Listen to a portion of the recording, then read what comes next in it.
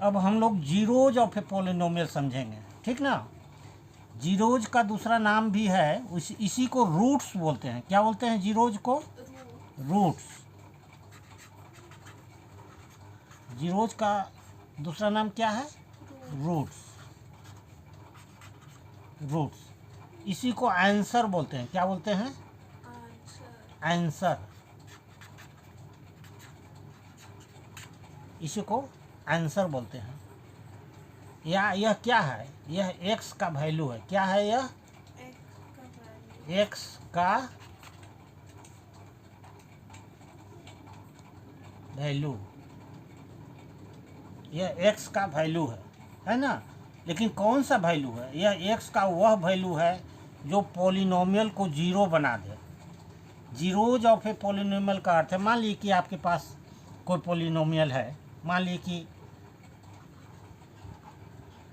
x -4 एक polynomial है आपके पास, है ना।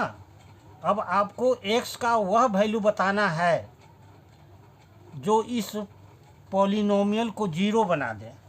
क्या रखा जाए x की जगह कि इसका पूरे का मान जीरो हो जाए, पूरा का मान जीरो हो जाए। देखिए तो सोच के बताइए x की जगह क्या रखा जाए। x की जगह क्या रखें कि टोटल इस पॉलिनोमियल का वैल्यू जो है वो जीरो हो जाए। ये एक पॉलिनोमियल है, x की जगह 4 रखा जाए यदि, है ना, तो यह 4 - 4 आ जाएगा, है ना। अब पूरा पॉली इक्वल टू क्या हो जाएगा? जीरो हो जाएगा। ये पॉली है, पहलू पॉली का वैल्यू कितना आ गया? जीरो। मतलब यहाँ s का मान 4 आप रखें तो पॉली का वैल्यू क्या आ गया? जीरो। मतलब x यहाँ पर जो है ये 4 जो है ये क्या हुआ? Zero of polynomial. 4 को क्या बोलेंगे? Zero of polynomial.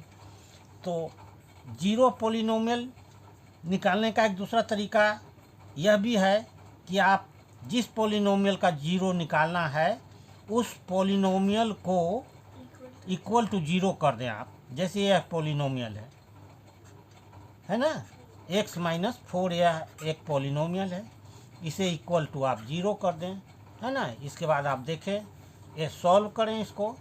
x equal to क्या लिखेंगे हम लोग? 4 को उस साइड ले जाएंगे, इस साइड ले गए, है ना, तो इधर माइनस में, तो इधर क्या आ जाएगा? यह +4 हो जाएगा, है ना।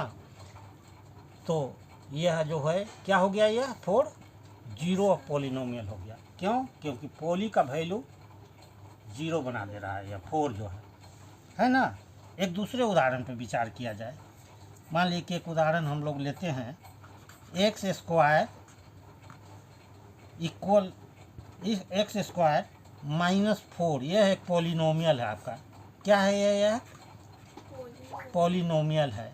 अब मैं आपसे पूछूं कि आप इस पॉलिनोमियल का जीरो बताएं, मतलब आपको x का वैल्यू बताना है।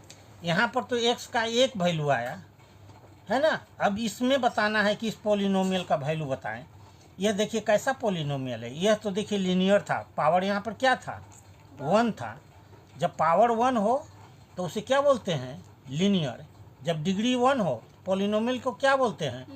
लीनियर। यहाँ देखिए डिग्री कितनी है? 2। इस पॉलिनोमियल को क्या बोलेंगे? ये कौन सा पॉलिनोमियल है? ये क्वाड्रेटिक पॉलिनोमियल है। कैसा पॉलिनोमियल है? क्वाड्रेटिक पॉलिनोमियल है। अब इस पॉलिनोमियल में आपको इसका जीरो बताना है। क्या करेंगे हम लोग? कुछ नहीं करेंगे, पॉली इक्वल टू जीरो आप कर देंगे, है ना। पॉली इक्वल टू जीरो कर दिए, ठीक। अब सोल्व करें, है ना। अब इसको देखते हैं कि यह क्या आ रहा है। x² इक्वल टू क्या आ गया आपका? x² इक्वल टू क्या आ गया? ये -4 है। इस -4 को आप इस साइड ले जाएंगे इक्वल टू साइन को, तब क्या आ जाएगा? +4 आ गया, है ना। इसके बाद आपको s का मान निकालना है। s के मान निकालने के लिए क्या करेंगे हम लोग? ये पावर जो है आपका 2, इस पावर को आप इक्वल टू साइन को उस साइड ले जाना है। इस स्क्वायर को इस साइड ले जाएंगे, तो स्क्वायर जब इस साइड जाएगा तो क्या बन जाता है? स्क्वायर जब उस साइड जानता है तो स्क्वायर रूट बनता है। है ना, और उसके पहले प्लस माइनस, यानी स्क्वायर को जब ट्रांसफ़र करेंगे तो प्लस माइनस स्क्वायर रूट बन जाएगा वो, और 4 होगा यह, ठीक। स्क्वायर जब अदर साइड जाएगा तो स्क्वायर अदर साइड जाके क्या बनता है, प्लस माइनस स्क्वायर रूट, इसको आप लोग याद रखेंगे, ठीक ना। तो अब यहाँ पर एक्स का मान कितना आएगा, 2, और उसके साथ क्या आएगा, प्लस माइनस 2। अब यदि आप +2 भी रखेंगे तो पॉलिनोमियल का वैल्यू 0 हो जाएगा, -2 भी इसमें रखेंगे तो पॉली का वैल्यू 0 हो जाएगा। मतलब क्या हुआ, यहाँ पर